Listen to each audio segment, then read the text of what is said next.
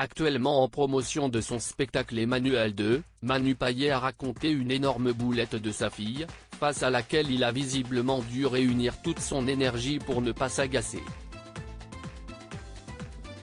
Une belle leçon de paternité.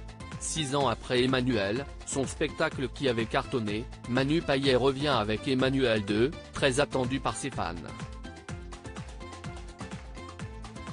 Depuis ce dernier spectacle, la vie de l'humoriste a été totalement chamboulée par l'arrivée de son premier enfant, une petite fille prénommée Lydie, née de ses amours avec sa compagne Pauline. En décembre dernier, sur le plateau de Quotidien, Manu Payet s'était penché sur son opération des testicules, qu'il a subie à l'âge de 6 ans. Une intervention chirurgicale qu'il avait à nouveau évoquée dans les colonnes du Parisien, lui qui a avoué avoir toujours eu la crainte de ne pas pouvoir être papa. J'ai toujours eu peur que ça ne marche pas, qu'on me quitte à cause de ça, c'était ma grande angoisse depuis mon opération. Je me souviens très bien du jour où on m'a appelé pour me donner les résultats, j'étais dans ma voiture, rue de la Paix, j'ai pleuré, avait-il confié. La grosse bêtise de Lydie, la fille de Manu Payet est fou de sa fille, le comédien de 47 ans n'hésite jamais à l'évoquer en interview, lui qui expliquait récemment s'agacer pour les mêmes raisons que ses parents face à sa fille, qu'il n'aime pas voir marcher pieds nus.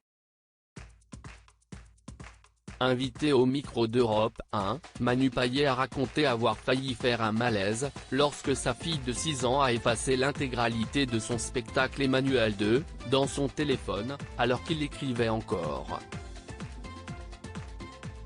Et là, quand je me suis rendu compte que c'était ce qui s'était passé, que ma fille avait vraiment effacé le texte.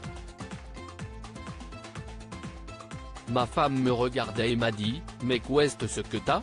On dirait qu'il va faire un malaise. Et heureusement que j'étais assis.